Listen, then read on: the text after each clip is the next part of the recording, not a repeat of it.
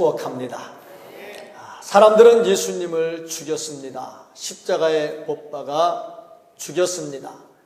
예수님은 맥없이 돌아가셨습니다. 그리고 무덤 속에 갇혔습니다. 하지만 이것이 끝이 아니라 거기서부터 예수님의 기적은 일어나기 시작했습니다. 예수님은 죽음의 권세를 깨트리고 돌로 막아놓은 무덤을 헤치고 나오셨습니다. 예수님의 부활은 단순한 부활이 아니라 온 인류에게 소망을 주는 부활이고, 그 부활은 앞으로 우리도 그렇게 부활할 것이라는 것을 보여주시는 능력의 부활이었습니다. 자, 우리는 이것을 믿습니다. 주님의 부활을 믿습니다. 주님의 부활 신앙을 가지고 살아갑니다. 그런데 이것이 이성적으로, 지성적으로 증명할 수 있는 일이냐? 그렇지 않습니다. 그래서 많은 사람들은 예수 그리스도의 부활을 믿지를 않습니다. 이 세상에 모든 사람은 다 죽습니다. 그러나 죽음이 끝이 아니라 우리에게는 부활이라는 놀라운 소식이 기다리고 있습니다. 그러면 왜 예수님께서 이 땅에 계실 때 죽은 자들을 살리셨는가? 그 이유가 뭔가? 오늘 본문을 통해서 말씀을 상고하는 가운데 부활이 무엇인지, 왜 부활을 해야 되는지 분명하게 숙지하시고, 어차피 믿고 있는 거 확실하게 알고 믿고 부활의 강력한 믿음을 가지고 살아갈 수 있기를 주님의 이름으로 축복합니다. 이 말씀을 통해서 볼 수 있는 것은 이 세상에는 슬픔과 고통이 떠나지 않는다는 겁니다. 사람마다 슬픔의 종류가 다르고 사람마다 고통의 종류가 다릅니다. 그러나 누구라도 부정할 수 없는 최고의 슬픔과 고통은 죽음이라고 하는 겁니다. 왜냐하면 다른 슬픔이나 고통은 만회할 수 있는 기회가 있지만 죽음은 끝나기 때문에 최고의 슬픔이 됩니다. 예수님께서 나인성을 향해서 가실 때 예수님과 함께하는 무리들이 많이 따라갔습니다. 그런데 무리들과 함께 나인성으로 가시고 나인성에 다 들어갈 때쯤 돼서 한 행렬을 만납니다. 그 행렬은 죽은 아들을 장례 치르는 행렬입니다. 나인성에 살고 있는 한 과부가 외아들을 키우고 있었는데 그 아들이 죽었습니다. 너무너무 슬퍼서 고통스러워하고 있을 때 그 동네 사람들, 주변 사람들이 그를 위로하면서 장례를 치르는 행렬이 나오고 있었습니다.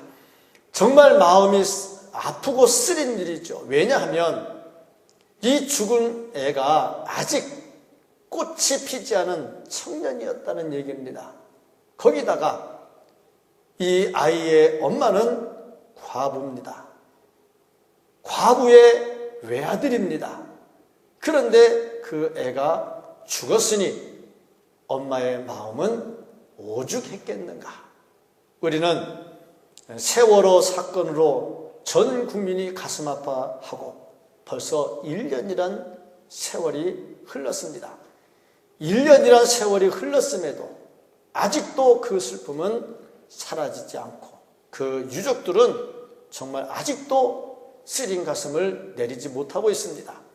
그래서 아직도 정치권에서는 이게 이슈가 되고 있고 보상의 문제라든지 아이들의 인양의 문제라든지 이게 아직도 남아 있습니다. 그런데 이 과부의 입장에서 보면 남편도 없고 다른 자식도 없고 오직 하나, 그거 소망을 가지고 키워온 그 아들이 죽어버렸다 이 말입니다. 그러니 얼마나 슬펐겠느냐. 모든 죽음이 다 슬픈 거지만 이건 진짜 산에다 묻는 게 아니라 가슴에 묻어도 해결이 안 될 문제가 바로 이 문제입니다. 왜 이렇게 인간 사는 세상에 슬픔이 존재할까? 그 이유는 죄 때문입니다. 인류 최초의 조상이었던 아담과 하와가 죄를 지으면서 사망이 이 땅에 들어왔고, 사망으로 인해서 많은 사람들이 슬픔을 당하고 있습니다. 사람이 사는 동안에 고통, 슬픔은 떠나지를 않습니다. 그러나 이것이 우리의 전부는 아닙니다. 이게 끝은 아니라 이 말이죠. 왜냐하면 이것을 해결할 수 있는 길이 우리에게 있기 때문입니다. 그래서 우리가 직면하고 있는 문제에 대해서 슬퍼하고 낙심할 것이 아니라 이것을 해결할 수 있는 길을 찾아야 됩니다. 그 길이 뭐냐? 바로 예수님을 만나는 겁니다. 이 과부가 독자 아들을 여의고서 정말 가슴 아파 눈물을 흘릴 때 인생이 끝나는 것 같았지만 이 여인에게 새로운 소망과 새로운 기쁨이 생겨났습니다. 그것은 바로 예수님을 만나는 데서 시작이 됐습니다. 우리가 사는 세상에 슬픔과 고통은 끊이지 않지만 이것이 끝이 아니라 살 수 있는 길이 있는데 바로 예수 그리스도를 만나는 겁니다. 죽음의 권세를 깨트리고 모든 상황을 반전시키시고 모든 눌린 자들에게 자유를 주시고 새롭게 하시는 예수 그리스도를 만나면 인생의 역전이 일어납니다. 이 세상에 있는 모든 슬픔과 고통, 아픔, 주님을 만나면 해결이 됩니다.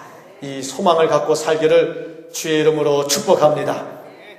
두 번째로 이 말씀을 통해서 볼 수 있는 것이 주님을 만나니까 상황의 변화가 일어나더라 하는 겁니다.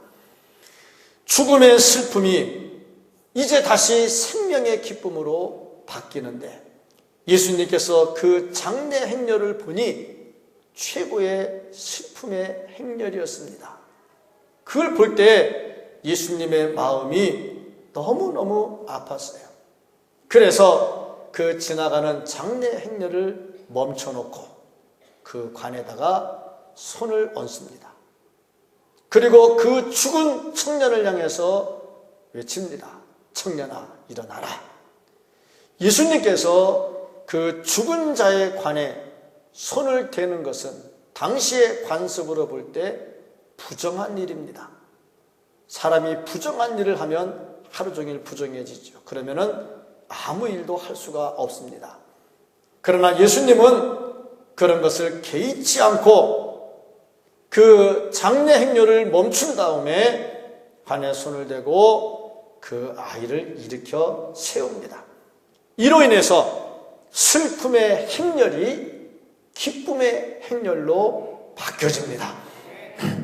이것처럼 우리 역시 내 인생의 슬픔의 고통의 여러 가지 난감한 일이 있다 할지라도 부활하신 예수님을 만나면 문제는 해결이 됩니다. 인생의 역전은 일어나게 되어 있습니다. 주님을 만나면 병든 자 병을 고칠 수가 있습니다. 사업에 괴로운 자 사업이 일어설 수 있습니다. 가정의 문제로 아파하는 자 가정의 행복이 일어날 수 있습니다. 중요한 것은 부활하신 주님을 만나는 겁니다. 왜냐하면 주님은 천지를 만드신 분이고 다스리시는 분이고 모든 문제를 해결할 능력을 가지신 분이기 때문에 그 주님을 만나면 모든 문제가 다 해결이 됩니다. 죽은 소망도 살아나고 병든 몸도 고쳐지고 꼬인 문제도 다 해결이 됩니다.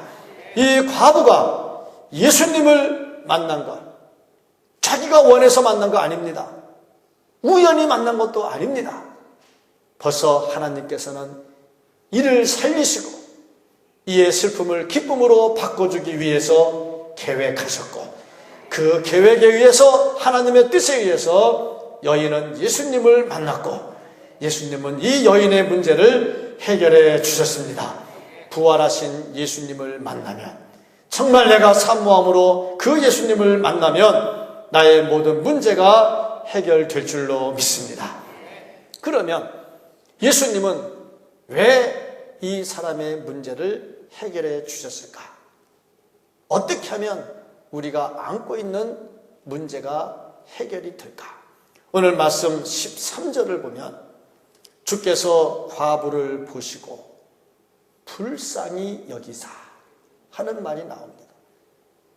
예수님을 만나기만 하면 문제가 해결이 되는데, 그 비결이 뭐냐면 예수님께서 나를 보시고 내 문제를 보실 때 불쌍히 여기는 마음이 일어나면 문제는 해결이 됩니다. 이 과부의 행렬을 볼 때 정말 예수님께서 불쌍하다 하는 마음이 나왔는데, 이 불쌍히 여겼다 하는 말을 성경 원문을 되게 찾아보면, 원어를 찾아보면 창자가 뒤틀렸다 하는 그런 뜻을 가지고 있어요. 그러니까 예수님께서 그 장례 행렬을 보고 독자를 잃은 과부의 슬픔과 뒤따라오는 사람들의 그 고통을 보실 때 예수님의 막 창자가 꼬이는 듯한 아픔이 막 일어난 거예요. 그러니 어찌 그 문제를 해결해 주지 않겠습니까?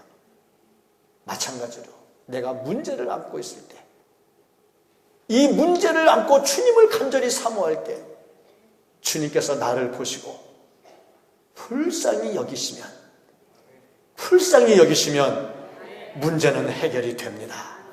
바디메오가 예수님을 향해서 외칠 때 다윗의 자손 예수여 나를 불쌍히 여기소서, 불쌍히 여기소서. 한나가 하나님의 전에 나와서 기도할 때에 정말 심정을 토로하면서 마음을 쏟아놓으면서 눈물을 흘려 기도할 때 하나님은 그를 불쌍히 보셨고, 주께서 불쌍히 보실 때에 문제는 해결이 됩니다. 그러니까 문제가 아니라 그 문제를 가지고 주님을 찾아야 된다는 것과, 주님을 찾을 때 내가 주님의 눈에 불쌍히 보여야 되는 거예요. 저는 성경을 보면서 이 단어가 자꾸 눈에 보여요. 정말 내가 봐도 불쌍히 여기는데 주님께서 불쌍히 안 여기시겠는가? 주께서 불쌍히 여기시면, 저도 기도할 때 안타까운 문제가 있을 때 이렇게 기도합니다. 주여 나를 불쌍히 여기소서. 나를 불쌍히 여겨달라는 말은 내가 능력이 없다는 거죠. 내가 해결할 힘이 없어요. 하나님이 안 해주시면 할 수가 없어요. 그래서 나를 불쌍히 여겨달라고 간구하는 거죠. 오늘 말씀에도 보니까 주께서 불쌍히 여기니까 해결이 됐어요. 한 가지 이 말씀을 보면서 의아한 것은 뭐냐면, 그 장례 행렬이 쭉 지나가다가 예수님을 만났어요. 그때 장례 행렬을 이루고 있던 이 과부가 예수님께, 예수님 저를 불쌍히 여겨주세요, 제 아들이 이렇게 됐어요, 살려주세요, 이런 말 안 했다는 거예요. 안 했어요. 왜냐하면 그런 믿음 자체도 없었어요.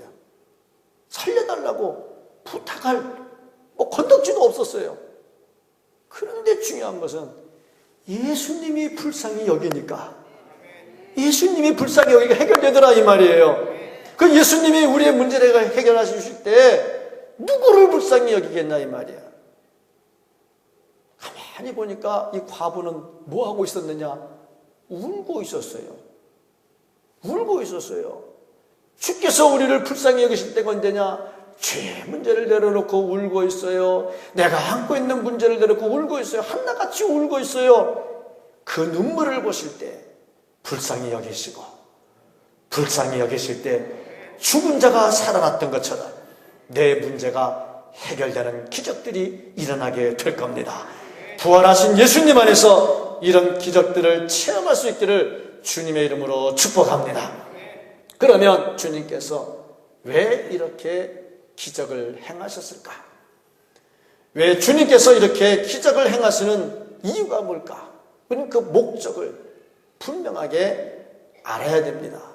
첫째는 예수님께서 이 땅에 오신 목적을 알려주기 위해서입니다.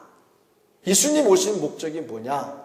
구원하고 그들이 천국 백성 되게 하는 거지요.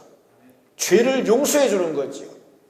그러니까 죽은 자를 살렸다는 것은 예수님이 오신 목적과 다 맞는 거지요. 왜 죽습니까? 죄 때문에 죽죠.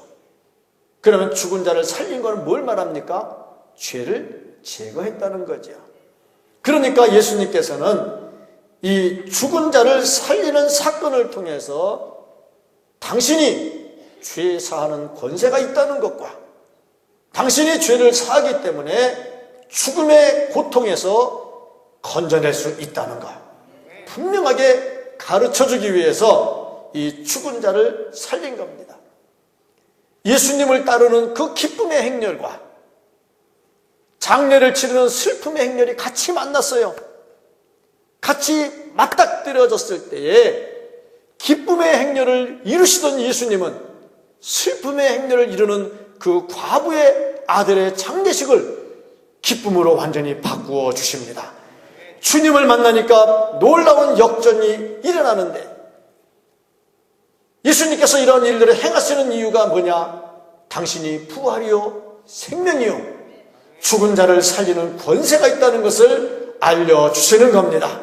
마찬가지로 주께서 우리를 보시고 우리를 불쌍히 여기시고 우리의 삶을 새롭게 하시는 이유는 당신이 하나님이시라는 것과 모든 것을 주관하는 권세가 있다는 것을 우리에게 보이기 위함입니다. 죽은 자를 살리시는 예수님의 그 권세, 죄사함의 권세, 능력, 그것을 우리가 보고 부활하신 예수님 안에서 이런 능력을 체험할 수 있기를 주의 이름으로 축복합니다. 두 번째 이유가 있는데 사랑하는 사람을 다시 만날 수가 있다는 겁니다. 죽음은 단절입니다. 모든 관계의 끝입니다.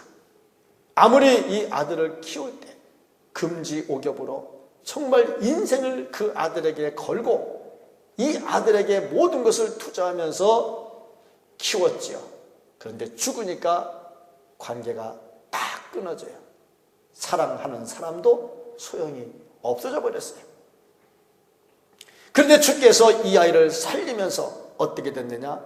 다시 사랑하는 사람과의 만남이 이루어집니다. 관계가 회복이 되지요.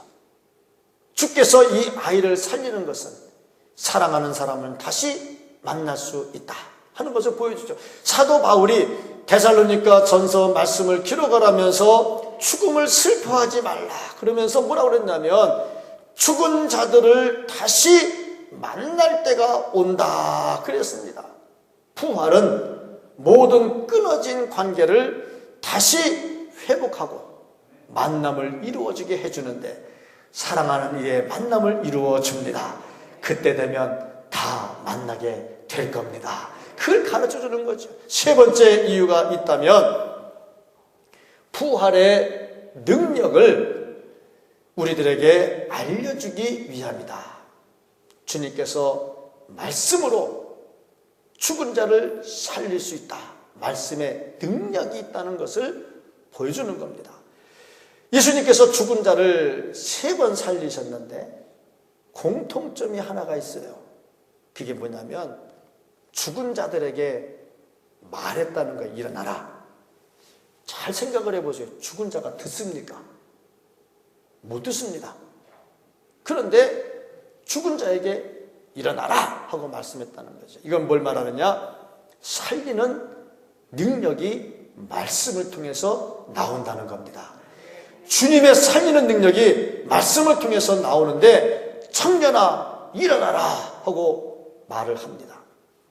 그런데 한 가지 묘한 것은 다 애야 일어나라 청년아 일어나라 하고 다 했는데 나사로를 살릴 때는 이름을 불렀어요. 나사로야 일어나라 나와라. 그래서 학자들이 이상하다 하고 연구를 했어요. 다 그냥 청년아 일어나라 애야 일어나라 그래서 나사로도 중년아 일어나라 하고 말하셨는데 왜 나사로야 나오라라 그랬냐면 다른 사람들 살릴 때는 죽은 게 개밖에 없었어요. 그 옆에. 그러니까 이랬는데 나사로는 죽어서 무덤에 들어갔기 때문에 무덤이 우리나라 같이 하나가 돼 있는 게 아니고 그 무덤 굴로 파가지고 들어가면 쭉 다 있거든요. 그러니까 나와라 그러면 다 나올까봐, 다 나올까봐 나사로만 나오라고 나사로만 불렀다고. 일리가 있어요. 이 말은 뭐냐면 그만큼 말씀에는 능력이 있다는 거예요. 능력이. 말씀에는 능력이 있다는 거예요. 이걸 예수님께서 보여주시기 위해서 죽은 자를 살립니다. 천지 만물을 창조하실 때도 말씀으로 창조하셨어요. 그러니까 죽은 자를 살릴 때도 말씀으로 하시니까 죽은 자가 살아날 수 있느냐? 의심할 여지가 없어. 왜? 하나님의 말씀은 어제나 오늘이나 변하지 않고 살아있으니까 말씀으로 다 살린다 이 말씀입니다. 그 능력을 우리에게 보여주시는 겁니다. 빌립보서 3장 10절 말씀을 보면 내가 그리스도와 그 부활의 권능과 그 고난의 참여함을 알고자 하여 그의 죽으심을 본받아. 이 말씀들은 전부 다 뭘 말하냐면 그냥 단순히 앞으로 부활할 것만 생각하는 것이 아니라 이 땅에서 부활할 그때를 바라보며 지금 내가 부활의 능력을 가지고 살아야 된다는 것을 말씀하고 있습니다. 부활의 능력을 가진 사람들은 이 땅에서 침체하지 않습니다. 이 땅에서 무너지지 않습니다. 부활의 능력을 소유한 사람은 자신감을 가지고 살 수가 있습니다. 나인성 과부의 아들이 살아나니까 사람들이 하나님께 영광을 돌리고 그 다음에 무엇 했겠습니까? 장례 행렬을 돌아서서 다시 집으로 들어갔을 거 아닙니까? 동네 사람들이 난리가 났겠죠. 어찌된 일이냐? 죽었다가 살아났다. 어떻게 살아났냐? 예수님이 살렸다. 그 다음에 무슨 일이 일어났겠습니까? 예수님이 누구냐? 나오지 않겠습니까? 그러니까 예수님을 증거하는 일들이 일어나는 거죠. 놀라운 부활의 기적을 체험하면 우리가 이 땅에서 부활의 삶을 산다고 한다면 우리에게서 복음이 나오는데 사람을 살리는 예수 그리스도의 복음이 나옵니다. 이것을 위해서 예수님께서 우리에게 부활을 보여주셨다 하는 겁니다. 이 세상의 생명체는 다 죽습니다. 죽으면 끝입니다. 그러나 우리에게 죽음은 끝이 아닙니다. 왜냐하면 부활의 소망이 있기 때문입니다. 예수님께서 살아생전에 죽은 자를 살리셨던 것처럼 당신도 십자가에 달려 돌아가신 후에 3일 만에 부활하셨습니다. 우리는 그 부활을 기념하며 부활주일로 오늘을 지키고 있습니다. 여기서 우리가 알아야 될 것이 무엇이냐? 이제 우리는 부활로 인해서 소망을 가지고 새로운 출발을 해야 됩니다. 십자가의 죽음만 생각하고 슬퍼하며 낙심하며 살 것이 아니라 죽음의 권세를 깨뜨리고 부활하신 예수 그리스도를 바라보면서 소망을 가지고 자신감을 가지고 능력 있게 살아가야 합니다. 부활하신 예수 그리스도, 청년아 일어나라 말씀하신 예수 그리스도, 그 예수 그리스도께서 우리에게 말씀하십니다. 일어나라, 일어나라. 모든 죽은 자리에서 일어나고 낙심된 자리에서 일어나고 침체된 자리에서 일어나고 내 자신이 자신감을 상실하고 우울했을 때 그 자리에서 일어나고 주님의 이름으로 부활하신 주님과 함께 승리하는 삶을 사는 우리 모두가 될 수 있기를 예수님의 이름으로 간절히 축복합니다. 아멘. 기도하겠습니다.